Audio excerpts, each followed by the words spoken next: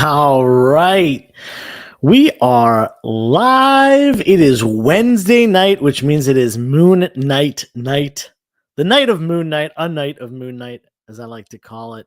We're going to be talking about episode 5 today. This might have been my favorite episode so far. Um, yeah, it's definitely up there. Check out what's going on in the comments. Anybody in the room, feel free to say hi, say what's up. We got a lot to talk about in this episode. There were so many different things that happened, so many things to unpack about the storyline. I have an unreal amount of predictions for the next for the next one episode. I guess there's only one episode left in the season, which means we will be capping things off with these discussions next week on Jim's channel. For those of you who don't follow Bronzeville_comics, you gotta go subscribe to his channel. Follow him on Whatnot. Follow him on Instagram. I think those are his only social media sites. He does have an eBay store as well that you can check out. But anyway, I'll let him talk about that when he gets here. He did say he's going to be a few minutes late today. So we'll just keep some in-chat conversations going while we wait for Jim. Like I said, he'll be a couple minutes delayed. But anyway, next week, we're going to be closing things out. We're going to be watching the last episode of the mini series, and there is a lot of room for things to happen. A lot of unresolved storylines, some characters that we have seen but haven't seen in a couple episodes, particularly Layla, possibly Midnight Man. And we really haven't seen Harrow as Harrow. We've seen him as Dr. Harrow. So a lot of things going on that we could see, and we haven't seen Jake yet. Jake Lockley. Seen hints. We've seen hints, and we've seen clues and things like that. Does Ethan Hawke age? That's your question. Yeah, I would say he does, but I would say he's aging very well. I did like his Dr. Harrow psychiatrist persona. I thought that was really, really cool and well done. And they made him look different enough. That you can tell it's a different character and all, but like you see, especially in this episode, particularly, Steven kind of looks at him like after he throws the water on him after waking up. He like looks at him and he's like, oh, it takes him a second to recognize. So he's incognito enough that he's not immediately identifiable, but at the same time, it's like, oh, that's still the same guy. It's kind of like a lot of movies do that. Particularly the earliest one that I can think of is Wizard of Oz, where they have Dorothy's family and the characters on the farm. I guess the workers on the farm or her family members. I'm not sure who they are, but they are characters that are seen in Oz. It's the same actors portraying the two roles. And when Dorothy wakes up, she was like, "You were there, and you were there, and you were there." And I thought that was a really cool thing that's been utilized in movies a ton ever since then. That I can't obviously say for sure if it was the first time that trope was used, but it certainly has been used a lot since. So yeah, really, really exciting episode, bouncing all over the place. Where we're in the asylum or the what do they call it? Just the mental hospital. I don't know what the word they use there. The facility. Then they're in Mark's childhood, outside his house, in his home, back to the hospital, back to Mark's home, more present day stuff, on this ship that we see, which awesome visuals, really, really cool stuff. And I'm sure that was super, super difficult to like shoot with that. I'm sure it was all like green screen stuff. Psych ward, Mike, thank you. That's I guess what they were using, the psych ward there as the terminology. So yeah, I mean, my question for you guys while we wait for Jim, because he said he's going to be a couple minutes late. What did you think about the episode? Feel free to put it in the chat. I've been rating things out of 5, and honestly, this episode I think I give a 5. This is the first episode. Every episode has gotten at least a 4 out of 5. I'm going to give this one a 5. I thought it did a phenomenal job of fleshing out the plot. It was super exciting, back and forth, enough action and enough like twists and things like that I was like on my toes the entire time. So I'm gonna give it that 5 out of 5. If you have an opinion, please put it in the chat. Let us know what you think about that episode. If you saw episode 5, if you haven't seen it yet, what are you doing here? You don't want to get spoiled unless you're into spoilers. I know some people, they don't have the time of day to watch everything, or just don't care about it, and they just watch these recap videos. And hey, that's cool too if you're into that. But just know this will be a spoiler heavy show. So if you're watching and you don't want to get spoiled on Moon Knight episode 5, it's a good time to turn this thing off now, because that's all we're going to be talking about the entire time. As well as our predictions, I guess. There are some things that are not related to the episode, but yeah, a lot of stuff to go over. I will say that I am a little concerned that we haven't seen more ties to the MCU, the greater MCU thus far. I'm a little concerned that maybe this will just be a standalone project. Maybe this won't be something that we see tied in with the other characters, but there's still an episode left. I think that if there's gonna be a tie-in, it needs to be in the show. They're not just gonna, clip end the show and then Moon Knight come back later. But at least I hope that that's not the case. I like the interconnectedness of the MCU. I like the fact that characters show up in each other's projects and stuff like that, whether in cameo roles or full on roles. I mean, literally my favorite scene in all of MCU history is Spider-Man's reveal in Civil War. That is just all time great movie moments for me. And Civil War happens to be my favorite MCU movie as well. If Mark Spector is sticking around the MCU, it was great. If Oscar Isaac is out after episode 6 and they move on to another Moon Knight, then I'm not sure what the point of the last 2 episodes are. Yeah, I agree. I have to assume that it's going to come down to like negotiation on the contract. We mentioned in previous videos, something that Jim brought up was that Oscar Isaac was only signed on for the 6-issue miniseries. He was not signed on for additional appearances in the MCU as far as his current contract. That doesn't mean that he's not going to be in anything else. That means that it wasn't negotiated and signed as a contract at that time. So, what it comes down to is a couple things. One, how did the show do? If the show didn't do well, maybe they wouldn't have continued, but it's done extremely well. It had the biggest premiere episode out of all the MCU Disney Plus shows. I would think it was most watched in the first day or first week or something like that, which is huge. Like, think about what shows that's beating out. That's beating out WandaVision, Loki, Falcon and Winter Soldier, which wasn't as big, but I think WandaVision was the first one, so I think that had a big draw, and people were really excited for Loki, and I think that held the previous record, if I remember correctly. That being said, in addition to if Moon Knight had done well, it's if they can get Oscar Isaac to agree to the contract, and he's a big actor. He's got a lot of leverage to work with there. So hopefully they can agree to something. And Jim just texted me. He said, I need the link. Oops. Uh-oh. Hold on 1 second. We're going to go invite my good pal Jim here. Send this out via the mail. Hopefully you guys can still see me and you don't. There we go. All right. I forgot to send Jim the link. That's totally my fault. Hopefully you guys can see me. Okay. Hopefully I didn't lose you there. Looks like we're still live. Good. All right. Jim has been sent the link now. We are good to go. He'll be in just a minute. But like I was saying, Moon Knight, the future of Moon Knight is going to depend on those two things. And I think the first box has been checked.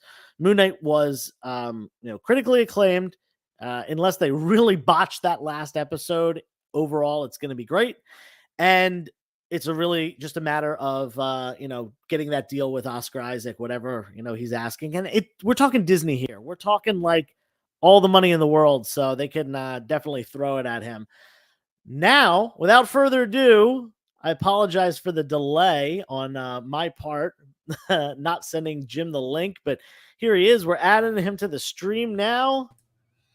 There he is. Look at him with a tie and everything. Hey, sorry for the delay. Yeah, I had a school function to go to, which ran later than I thought. So yeah. And then I forgot to send you the link, which I'm sure delayed you by an extra couple of minutes there. Yeah, that wasn't. All right. Well, we got a couple people in the chat. I don't know if you caught the first few minutes, but I basically just talked about how there's a whole bunch of crap in the episode that happens. It's constantly moving. It was my favorite episode so far. I gave it 5 out of 5. Mine too. I think it was. It just, I was constantly on my toes is the term that I used. So we talked about that. And I mentioned, where is this going to tie into the MCU? Are we going to see that? And you did point something out to me, which we'll get to when we talk about that part of the episode. But tell us your thoughts. I thought it was great. The one thing that is interesting, though, is for all 5 episodes, we've had very little Moon Knight. Very little, which makes me think that the whole plan behind this was to integrate him into the MCU. Because we're getting, think about Daredevil season 1. We don't see much Daredevil in Daredevil season 1. I don't even think we get the red suit until season 2, if I remember correctly. Yeah, it's been a while, but I think so. Yeah. So, similar circumstance, it's the backstory, it's the evolution of the character, it's the intro to people that don't know about the character. And I think the vast majority of, especially non-comic reading Marvel fans, the ones who have followed the MCU and maybe television shows, I think the vast majority of them have no idea who Moon Knight was, because a lot of comic readers don't really know Moon Knight. No, he's definitely like in a B- list. Yes. I think in terms of Marvel characters. And we had discussed previously, I think he was, if you look at his publication history, I think it's similar to Black Panther's. Yep. In terms of, when he got series, how long those series lasted, and the times where he was just a supporting character. Right. And look what happened. As a member of the West Coast Avengers, or in Marvel Team Up, or something like that. Right. And he went from, I remember Black Panther from when I was a kid. Knew the name, couldn't have told you his name was T'Challa. Right. Might not have even been able to tell you that, he was from Wakanda until the MCU movies. Like, has Moon Knight ever been featured in the animated stuff? Because that's also where a lot of people get their entrance into these superheroes. Like when I was a kid, people knew who Aquaman, Wonder Woman, Batman, Superman were because of Super Friends. And the other characters, a little bit less so. Yeah, I believe Moon Knight was in one of the animated Avengers shows of the early 2000s or whatever. But One Shot Comics just said in the chat in the beginning of the episode, there's another QR code. And this one, I believe I read that it scans for Moon Knight issue 1, which is the first appearance of Khonshu and Bushman, 2 characters that one we've seen. The other one has been referenced multiple times in this episode. And finally by name in this episode. Yeah. So very cool. What is up, Nelson? Hopefully you got your book. Nelson won a giveaway recently. So, speaking of giveaways, I forgot to mention this. We're going to hit 7,000 subscribers or 7,000 followers on Instagram probably in the next week. We're less than 100 away. So last chance to enter to win this book right here. Batman 429, last book of the Death in the Family run, sweet Joker cover. And it's a newsstand copy at that, if you're into that kind of thing. So go follow on Instagram if you want to win that book. Jim, before we get started, do you have anything going on?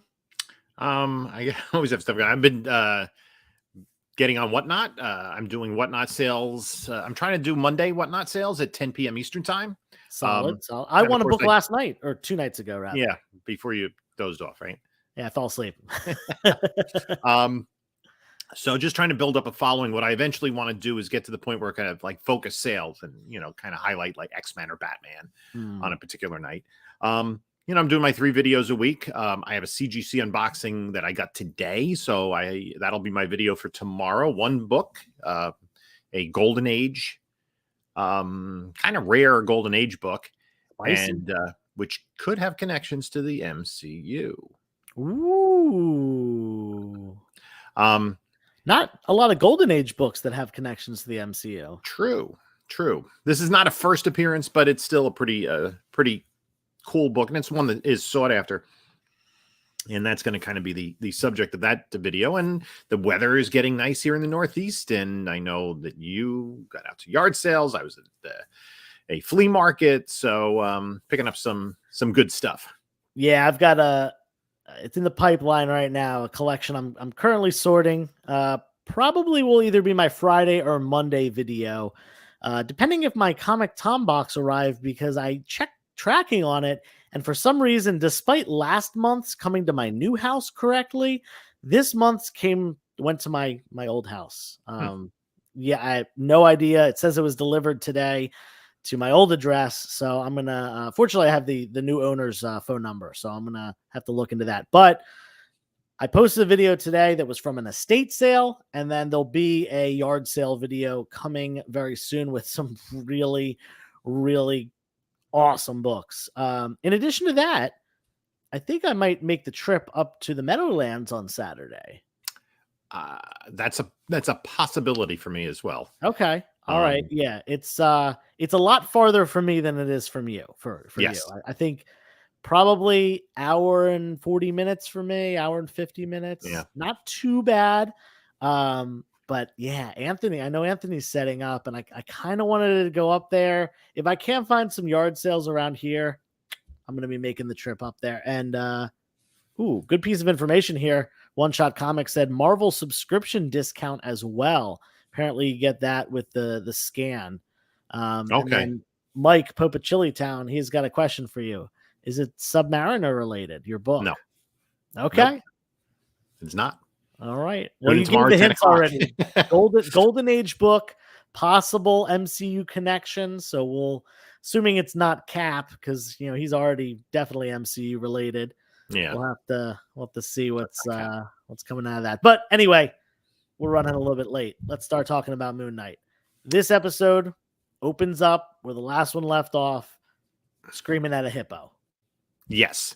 And then there was that flash, that jump cut where the hippo is replaced with his mother screaming, like Terowitz screams at the screen, and then his mother screaming, saying, "It's all your fault." Yes. And we're left to wonder what that means. Right. We do find out what it means. Some nice foreshadowing on the episode. Right. And they established that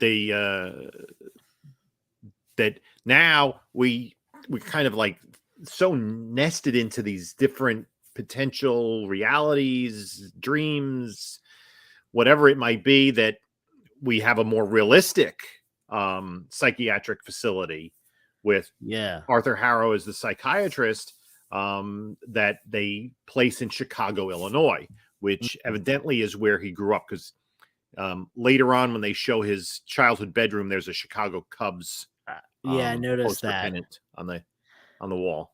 Yeah, I figured that was the case. That's where he grew up, which is why they placed that there. Whether that's actually where it's taking place, or that's where Harrow has constructed this reality, or where Mark has possibly constructed this reality, I'm still bouncing back and forth between, what is real and what is not. Right.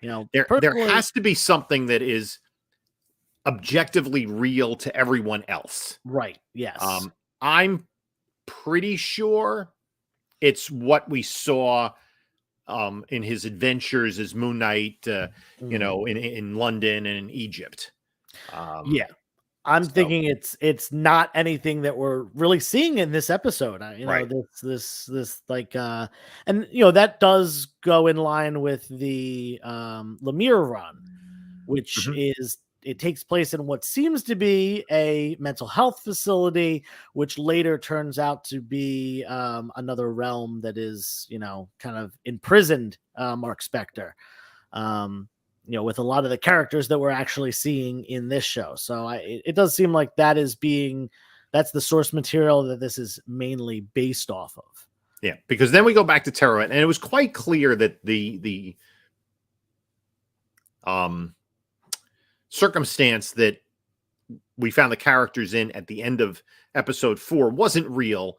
If Mm. nothing else, that Mark and Steven were two separate entities. Yeah. And that there was a giant hippo, Yeah. like, Right. um, But you never know.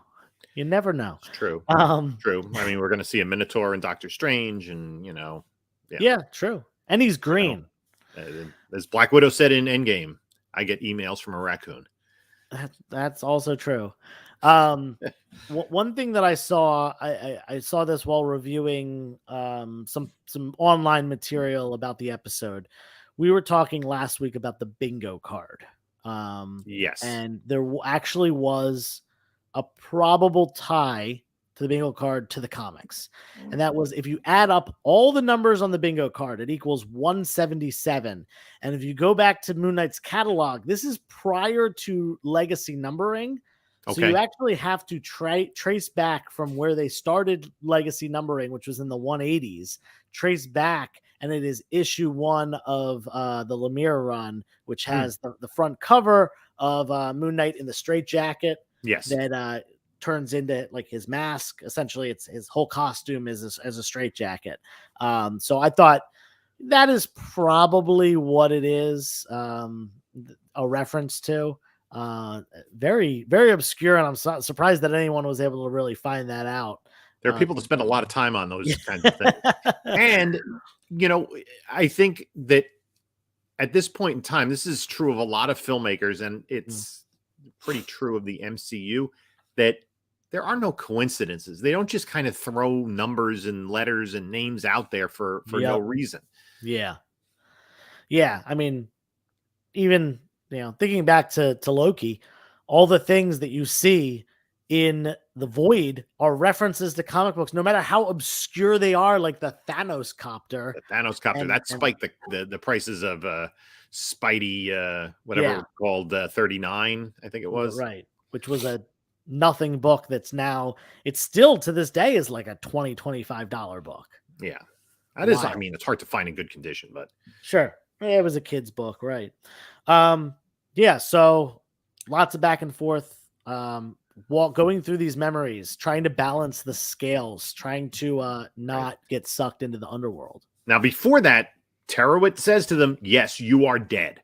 Right. Harrow shot you. You're dead. This is the afterlife. And that she said that souls pass through here. And I think the exchange was, is this the same for everyone? She goes, no, it's different for different people, the way they experience it. And she says something to the effect of, you should see the ancestral plane. It's so beautiful. Yeah. Right. And I'm like, we have an MCU connection. Finally. Yeah. 5 episodes in, the first reference to anything that could really be taken as an MCU reference. Yes. Awesome. And to just give you the cliff notes, I mean, the ancestral plane is where T'Challa went when he was given the herbs that gave him the Black Panther powers, and he's able to speak to his deceased father. And then Killmonger did the same thing, and his was a little bit different. So, based on their belief system, that's what they saw. Right. And Egypt, part of Africa, as is Wakanda. Little tie there. Yeah, I'm not sure how far Wakanda is supposed to be from Egypt, but I think it's, kind of a little bit southwest. Yes. The way I've always, I don't know if I saw this as a map or something, or this is just something that I made up in my head, but Wakanda has always to me been Central Africa. Yeah. I think it's supposed to be a little bit more eastern. Okay. Closer to closer to Uganda. Egypt. And gotcha. Okay. Well, But you're looking it up there, but I am. of course we have to be accurate here. Fake geographical locations are important. It's important, and it's flexible. Yeah. Yeah, it's this doesn't really show it on this. It's somewhere. We're sure about that. Yeah. Got to look at that. What is it? Jungle Action 9 or whatever that has the map of Wakanda. Although that probably doesn't have the greater map of and then things of change. Africa. Yeah. Yeah. Yeah, it kind of looks like it's kind of in the near Ethiopia, Kenya, north of Tanzania. Okay. Southeast of Sudan. Sure. Yeah. I think they throw in a whole lot of other fictional African countries. Yeah. They got to figure out how to fit it in there. Yeah. So, that happens. There is a reference to the MCU. They're, they get the whole scale spiel and they're running through Mark's memories. Right. And Steven is recognizing things, but he's like, the whole time he's like, this is a little different. He's like, oh, I have a brother. He's not aware of that. He's like, this is my room, but this doesn't seem right. Yeah. And it seems as though Steven wouldn't have known there was a brother because Mark's subconscious constructed Steven afterwards. After the death. Yeah. And they called the brother, they referred to him as Roro, something like that. I'm not sure. I didn't take note of that. Yeah, they've got like a nickname for him. Now, in the comics, his brother's Randall, correct? That's true. He did have a brother in the comics and who did not die in childhood. Mm-hmm. So maybe it is Randall, and we're not going to see Randall as an adult. Well, this is comic books, which means people come back to life all the freaking time. Maybe except the Uncle multiverse. Ben. Maybe the multiverse messes with things, and we get. It could be. Who knows? Who knows? We'll have to wait and see on that. But yeah, Roro, Randall. I'm not sure about that. Okay. IMDb lists the character as Randall. Good eye, Mike. There we go. Yeah, so they do call him Roro, which I just guess is the nickname. And then there's a scene where Steven looks through a window and sees himself, his body standing like by a car in the middle of the street that we come back to later in the episode. And he turns and he says, "Do you remember this?" And Mark's like, "No, I'm just," or he says, "Yes, he does remember it," but he's like, "It's just me in the street." Right. Trying to play it off as nothing. Despite that being very recent. We have been talking about whether or not there's a third personality. Right. In the comics, there's the Jake Lockley character, who's a little bit more mischievous.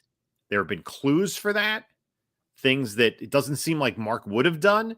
And obviously, with the first couple of episodes, we're told from Steven's point of view that he did not do. And I think we were discussing this. I think it was in the previously on at the beginning of the episode where they're like, "No, I don't remember that either. I don't, that wasn't me. It wasn't me." So they didn't really address that at all in this episode, which is kind of interesting. And obviously, they could give us a huge twist next week. Yeah. Yeah, it's interesting. I thought they were going to continue to at least drop clues, but I really didn't get any in this episode, other than the initial recap at the beginning of the episode, which that's previous episode material. But yeah, I initially thought that the standing outside the car scene might have been Jake. Me too. But we did see later that was not the case. That would be the Shiva scene, which I don't think they ever really explain it, but that is essentially the Jewish. It's like a post funeral wake. It's the time of mourning that the Jewish community has after someone passes, and usually. And this is the first reference that they made to his Judaism, which is a part of his character in the comics. And one of the changes that they made in the comic from the comics is his romantic interest in the comics is Marlene. Mm. And here it's Layla. She's Muslim. He's Jewish. So that's kind of an interesting dynamic there. And yeah, I think we talked about in the preview episode where the director of most of the episodes is Egyptian. Mm. So I think it's really interesting that, they are bringing Egyptian culture very much into this series, yeah. both in antiquity and modern day. Mm. And, that is a little bit something interesting that could potentially play off later on.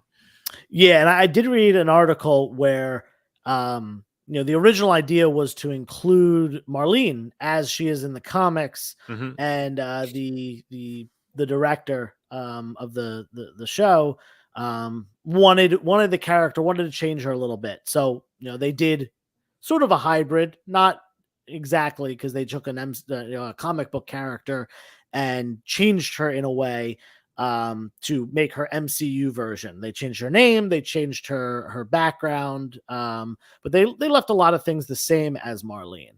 And Marlene was there I don't know what her first appearance was, if it was in the Werewolf by Night or I think Moon Knight 1. I think she might have been in Spotlight 28. Maybe.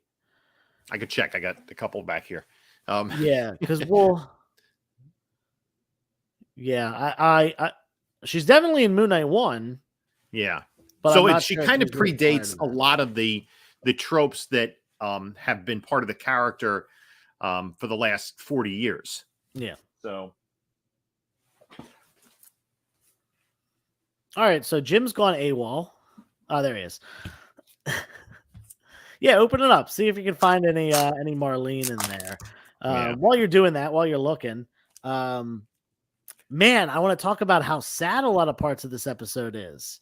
Yeah. Just the things that his mom was putting him through as a kid, the fact that she blamed Randall's death on him, despite him being a kid. Like, I understand he did something he wasn't supposed to, but you lost one kid. Why, ruin the other? And you see her, treating Mark like this, beating him at one point, drinking on his birthday, and you can tell she's clearly not doing well mentally herself. And the dad's like super nice, trying to like keep things together, and it's just not working. There we go. We see Marlene. Yep. Nice. There we go. So we got confirmation that has to be her first appearance, right? Yeah, I don't think she was in the Werewolf by Night books, but I'm not positive. No. There's only 3 appearances of Moon Knight prior to that book. Is where the third Werewolf by Night comes before this? Yeah, I think it was 32, 33, 37, and right. I think that was just before. Maybe I'm wrong. Maybe Spotlight. I think you're right. I don't know. Someone has more knowledge than us. I am not a Moon Knight aficionado. I'm just a guy that likes the show and is talking about it here. One thing that I did appreciate was, as they're leaving to go play before the brother meets his unfortunate end, they're like, I think it's the brother. I don't know if Mark the brother says, "Laters, Gators." Yeah, which we've heard multiple times from Steven talking to his mother, and now we're getting a full circle story. My prediction in episode 1 was that Steven's mother doesn't exist, and in a way she does, because it's she would have had to at some point because he's here. Yeah. No, I mean, like, mother, she doesn't exist as in like Steven's not real, so there's no Mrs. Grant. Yes. But yeah, we've got now confirmation that not only does Steven's mom obviously not exist because he doesn't exist, but Mark's mom has passed away seemingly 2 months before this show started. Right. And it wasn't clear what the cause of death was. Mm-mm. My feeling was it was suicide. Yeah, either I would assume suicide or, possible, alcohol related death, as we see her drinking in one part. It's certainly not not certainly not, but it is likely not natural causes because Mark Spector looks probably, I think he's kind of late 30s. That's kind of what they're trying to show. Yeah. So mom probably, between late 50s and mid 60s somewhere, given, what we've seen in the character. And obviously that character had a tremendous amount of stuff to deal with. And, in reality, there is a hereditary component to mental illness. Absolutely. Nelvis Eats here is asking us a question. People have criticized this show for not having enough Moon Knight, and this is definitely something that I've spoken about and talked about. Would you agree or disagree?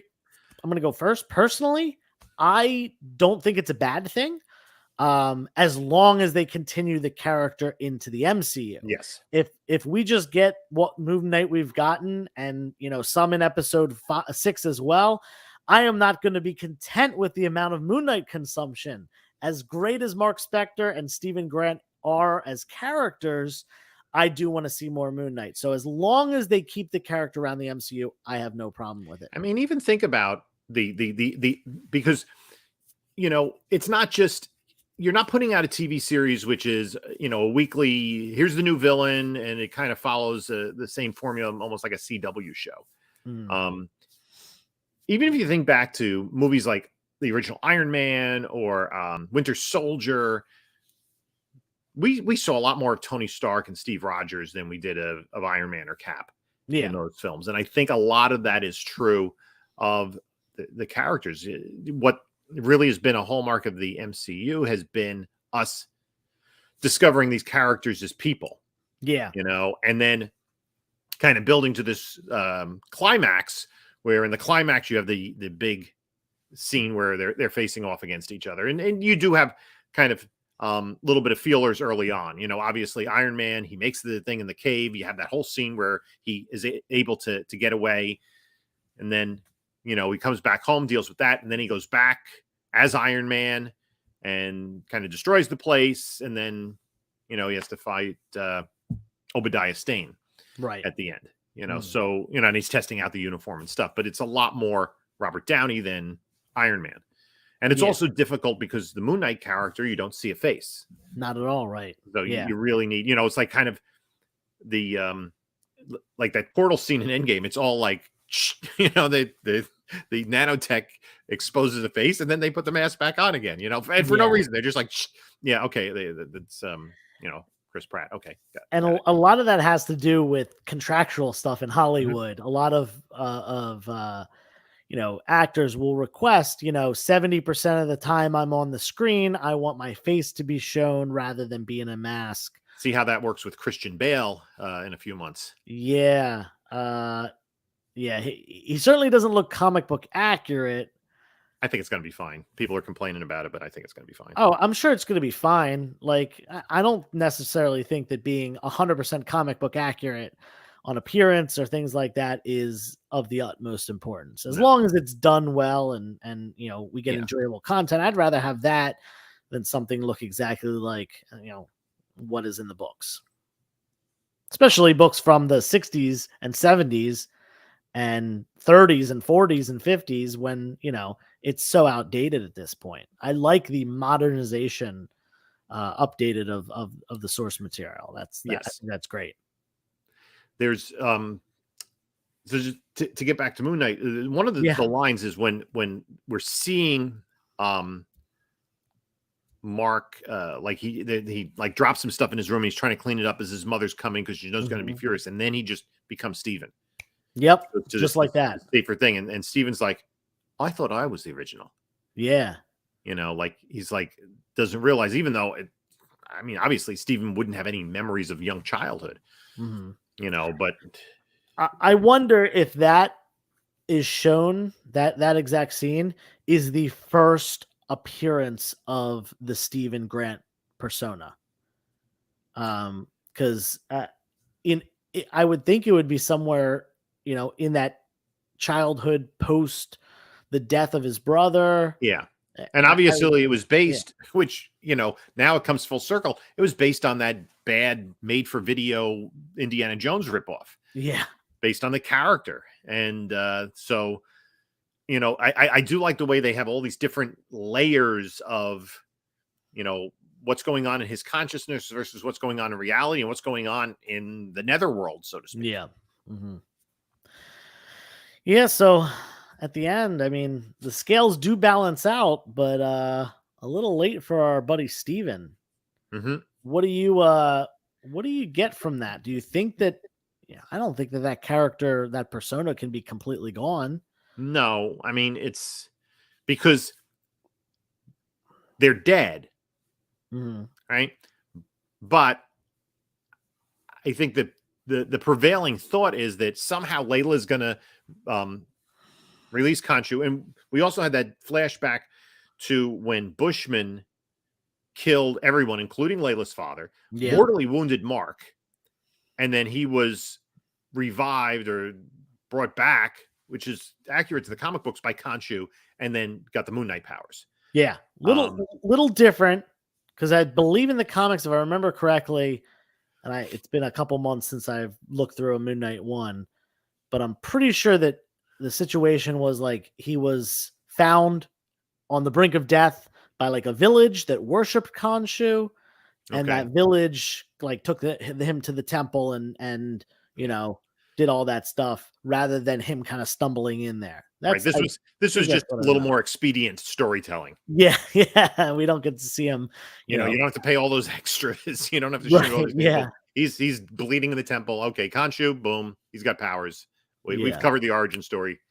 Close enough for rock and roll. Yes, Definitely. it's fine. And I also, one of the lines I did really like is, I think it was Mark was talking to the um psychiatrist Harrow, and compared him to Ooh. Ned Flanders.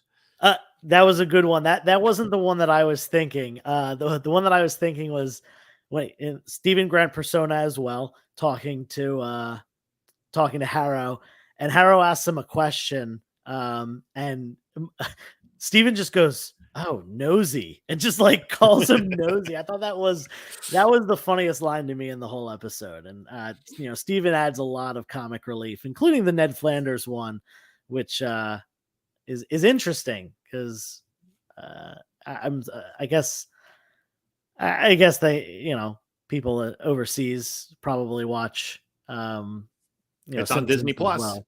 Is it? There we go. Yep, Simpsons is yep. on Disney Plus, so anyone can watch it. But yeah, it was interesting seeing that the British character referenced the American television show, but he did, in fact, look very similar to Ned Flanders with the stash and the hair and the Sweater vest. vest. Yeah, yeah. Doodly doodly. There is a band. This is a metal band called Oakley Dokley, if I remember correctly. I believe that's their name, and they all dress as Ned Flanders when they play shows. Okay. It's like a joke band. It's a parody satire kind of thing. But if you ever got 5 minutes, type in Oakley Dokley band or whatever into Google and watch one of their music videos because it's real funny seeing a bunch of Ned Flanders like playing heavier metal music. Anyway, off topic. Back to Moon Knight. The scales balance, and Steven turns to stone, sand, whatever. I have to think that I agree with you. I think that Layla is going to get Khonshu freed. Khonshu is going to revive Mark, Steven, everybody, and we're going to see a Moon Knight packed final episode. Because the next other week. thing too is, like, he feels he has to get back because we're seeing these bodies, evidently from it's Harrow's doing, these Yeah. bodies falling into the underworld, these souls being Yeah. killed in the real world. So I liked that. I liked the visuals of that. I thought that was yeah, really cool. Like they were skipping the process. They were skipping this whole boat ride, which I would assume is Mhm. just a reference to the the boat ride across the river Styx, which is Yeah. Egyptian Well, I it's probably mythology. something more Egyptian. I mean, every culture has kind of their Isn't that an Egyptian? The river no, Styx? that's Greek, I believe. Oh, okay. They're um every culture kind of has that commonality of that transition into the Passage. afterlife, kind of, Yeah. that to establish some sort of closure. What are you bringing with you? uh, I'm not really familiar with Egyptian culture, but obviously they have the whole thing around the pharaohs and what they were bringing with them, and that's why the pyramids and the tombs were laden with treasure. Right. Yeah. So yeah, I thought it was cool that they're skipping that part. They're going straight from wherever right into the sands of hell in this one.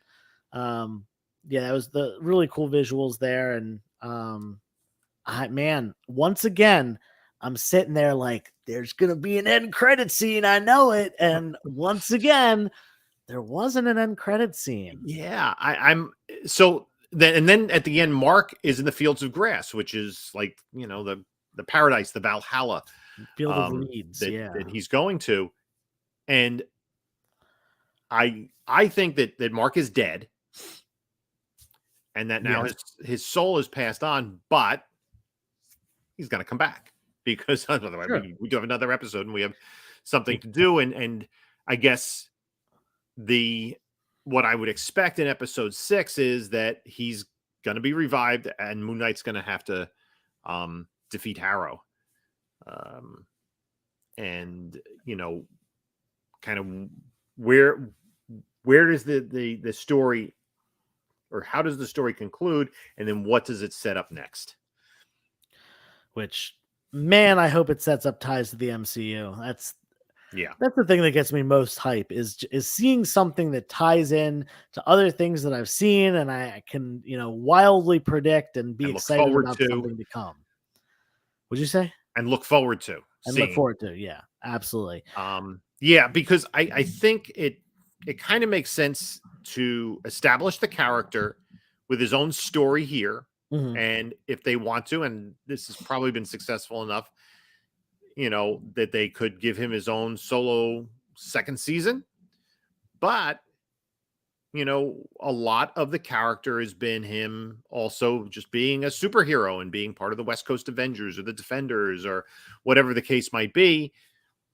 And also his connection to the supernatural / monster / horror aspect, being his first appearance, he was hired to take care of Werewolf by Night. Midnight Suns, baby. Maybe. Who knows what that team will look like if they ever do come to the MCU? Yeah, certainly. I mean, we're getting some form of Werewolf by Night, we think.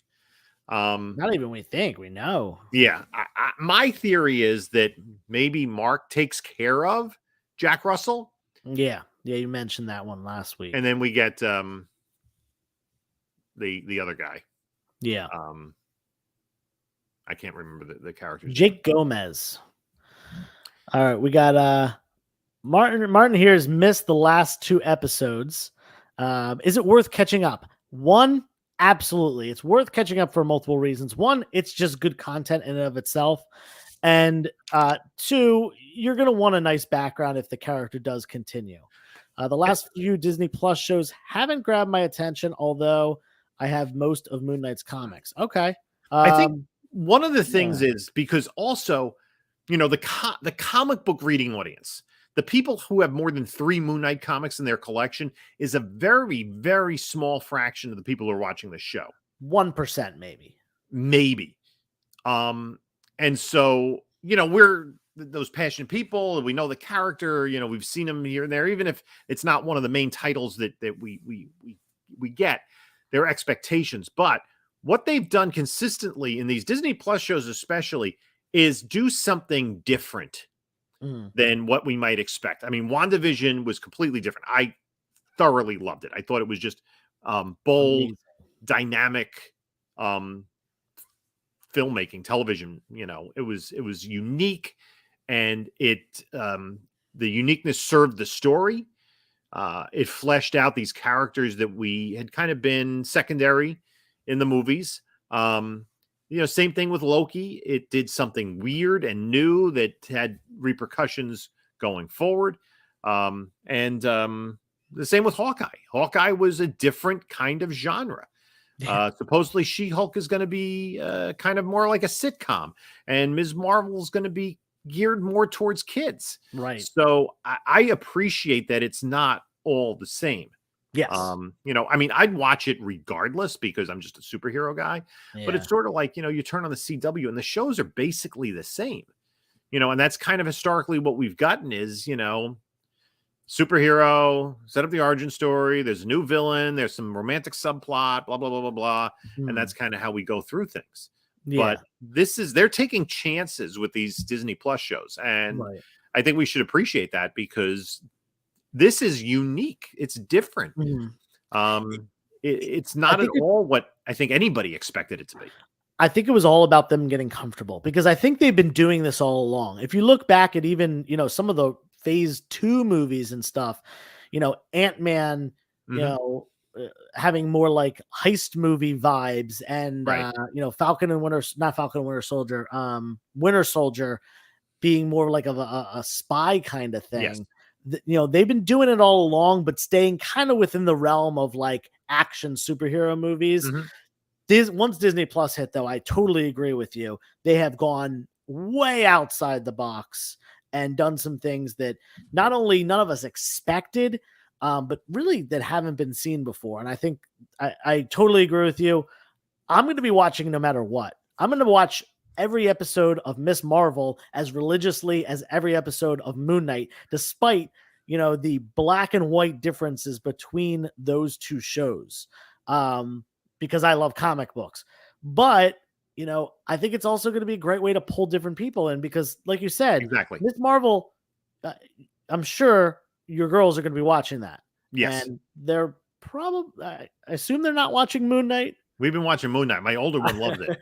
There we go. All right. Well, I don't think there's very many like 5-year-olds out there watching Moon Knight, but maybe Miss Marvel is something that they would be allowed to watch. And we did kind of fast forward through like the evisceration scene. Yeah, and Mike here said, "Who else is trapped in the statues?" Because we do see when Khonshu is imprisoned, we do see 10 total statues. And how He's got, many like, Egyptian gods are there Dracula. supposed to be in whatever pantheon that Stephen was talking 9 about? in the isn't Ilion or something? Ennead? I forget. But yeah, there's supposed to be 9, but there were 10 trapped deities. I don't even know what to call them. Mike's suggesting Dracula. They could start a supernatural character in the MCU. Say they've been trapped the whole time. Oh, obviously, Mephisto, Omega Red, they're all there. That's where they've been this whole time. They're trapped in the wall. Yeah. Whoever Bill Murray was supposed to play. That apparently is like, he's actually in the movie. I don't know who if the rumor of Kratos or whoever he was supposed to be rumored to be playing, I forget. What movie is he in? He is confirmed to be in Quantumania. Okay. His role has not officially been disclosed, but I think the character's name is Kratos, who has like one appearance in a Hulk book from the Bronze Age. Yes. Everybody's squirreling those away. Yeah, yeah. Who knows like Silver Surfer 8. Yeah. Yeah. What's up, Michelle? Late to the party, but it's all good. You can watch on the recap. We had a great time talking about this episode, and I'll tell you, this was my favorite episode so far. I mentioned it before, and those of you who don't follow Moonlit Comics on Instagram and subscribe on YouTube, you should do that, especially if you're a Moon Knight fan, because Michelle is a massive Moon Knight fan, always posting Moon Knight books, and every Tuesday at I think 8 p.m., her and Roger from 3 Men in a Basement do a show reviewing the previous week's episode, so you can kind of do a recap for yourself on Tuesday night before you dive into the new episode on Wednesday, or if you stay up until 3 a.m. or set your alarm like crazy people do. Yeah, I didn't this week. I went to bed and I woke up and did it this morning, watched it this morning before I hit the LCS for my multiple copies of Spider-Man #1 that I picked up this morning. Like 4? I got cover A, Scotty Young, Peach Momoko, and the Gleason variant. So yeah, I got 4. Yeah, I don't remember which ones I got. It was just they're in there, and I also got some Justice League variants. I literally got those 4 books. Robin #12, I think they're up to now, and geez, one more book that I can't remember. Something I'm reading. But yeah, got the Spidey variants I wanted. Anyway, we're almost at an hour. Jim, last thoughts. I'm excited to see what's going to happen because we're kind of being taken on this ride, and I've said it almost every episode, but like, you know, the Morbius movie had no surprises, none whatsoever. And I think that's probably been the problem that Sony's had. They played it very safe, just kind of almost like, you know, paint by numbers, Too safe. storytelling. Yeah. Where they haven't taken any chances. They haven't surprised us at all, except by how bad the end credit scenes were. Yeah. That, you know, here you have something that's it's weird and it's innovative and it's different and it's compelling because if nothing else, it's really good storytelling. Absolutely. And you're watching it and you're trusting that the filmmakers have a plan when you're confused at the beginning. And I kind of was thinking about Joker, where I think that movie, Todd Phillips could have rewritten it in about, you know, an hour to have the movie not be about any comic book characters. Yeah. And still be relevant. Sure. But it was something different. Loved and it. Obviously very successful. So, you know, that's the same thing here. It's different. It's unique. It's weird. And I appreciate that. Yeah. You know, my final thoughts are, I think we're going to see way more Moon Knight suit. Probably in the next episode, I think we'll see more Moon Knight suit than we've seen in all the previous episodes combined. Because really, we only have a handful of minutes, maybe 10 to 15 minutes of Moon Knight in costume on the screen, both the regular Moon Knight persona and the Mr. Knight, you know, Stephen Grant's Moon Knight persona. So I do think, you know, Michelle mentioned here that, you know, it's interesting, but it seems to be a lot more focused on mythology and DID and, you know, the characters' backstories and stuff like that than Moon Knight himself. I think we're going to see that turned around. And Michelle, we mentioned earlier in the show that, you know, we think that's because Moon Knight's going to be part of the greater MCU, and that's when we're going to get Moon Knight. This was all backstory. This was like season 1 of Daredevil, where we got the character's backstory and origin rather than, you know, full on Daredevil doing his thing. You know, kind of a year one situation. Yeah, I'm very excited. Like I said, this was my favorite episode so far, but I could even see the next episode being better, especially if we do get those very exciting, obvious ties to the MCU, and, you know, maybe a new character reveal. Who knows? Maybe an end credit scene, please. I love those. I love them. Set us up for Thursday. Set us up for next Thursday. Exactly. Yeah. I almost forgot to mention that, but Doctor Strange Multiverse of Madness comes out the day after the last episode of Moon Knight airs. So there's definitely going to be some sort of tension there with me waiting for the hopeful tie-in to Multiverse of Madness, whether it's the sky opening up or something like that, or, you know, Randall showing up at the door being like, what's going on? And him being an adult. Like, sort of like Quicksilver in WandaVision. Yeah. Or Mephisto and Omega Red coming to hang out with Mark Spector. I gotta stop with these jokes. The other thing that's interesting, I saw a poll on somewhere on social media today.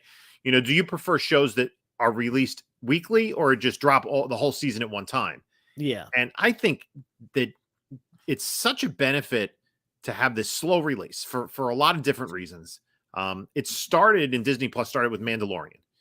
And because Star Wars was inspired by those Saturday morning serials that you had to wait the week, and that week builds up the anticipation.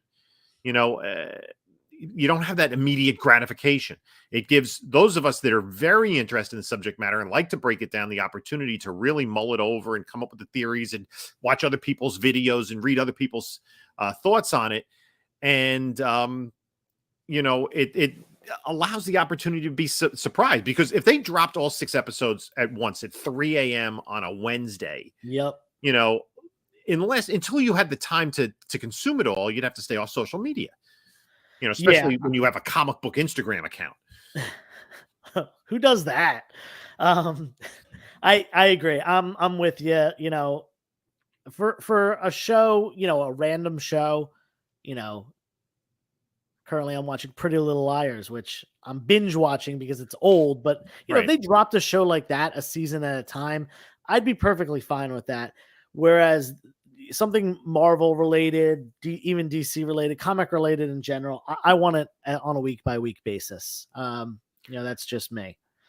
But yeah, let's fingers crossed that next week is as good as it's hyped up to be.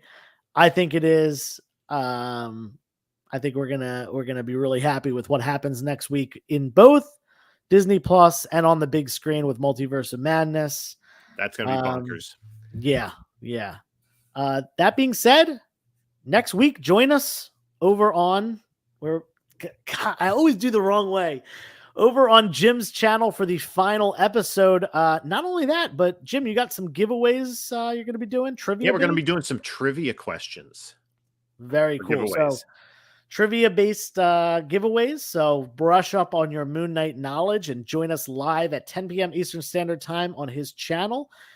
Check out his videos on Tuesday, Thursday, and Sunday. My videos on YouTube Monday, Wednesday, and Friday. Check us both out on Whatnot. Claim sales on Instagram. Oh, this Friday, I'm doing a claim sale with Mint Hunter Comics on his YouTube channel. So you can catch us live on Mint Hunter Comics YouTube. I think we're starting at 8 p.m., but don't quote me on that. Check with him first. I don't think we've put it up yet, but look out for that. And then 2.5 weeks from now, I will be up in Connecticut at the 3 Men in a Basement comic book swap. I have a table, so I'll be set up vending as well as, just hanging out, meeting people in the community. And of course, as always, hunting for books myself. One of which is this book right here. It's on right off camera, so I'm going to pull it up. I have been looking for this book. I have picked up 4 9/8 copies in the past month, and I keep looking for raw copies and can't find them. So this is a book to look out for, in my opinion.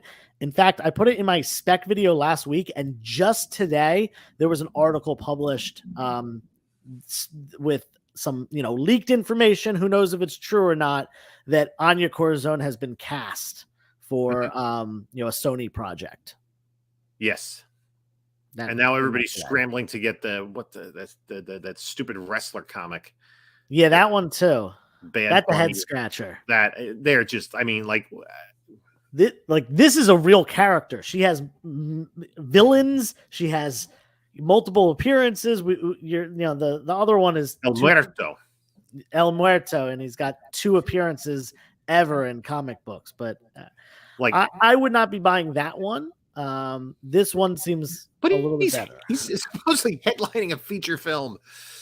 Granted, it's a Sony film. Yeah. Who knows? Hammerhead they didn't want to do, or Will o' the Wisp, or dude, I would love Will o' the Wisp. I've been saying that. He'd be a cool character. All right, we're off topic. It's after 11. We've been on for over an hour. Jim, thanks for joining me. Thank you for having me. Time, what'd you say? Thanks for having me. Oh yeah, and we always enjoy this. Thanks for showing up all proper with your tie and all. I appreciate the respect. It was not for you. Yeah. All right. Until next time. Oh, there we go. Turn the page, wash your hands, and enjoy your comics. Hey, see you later, everybody.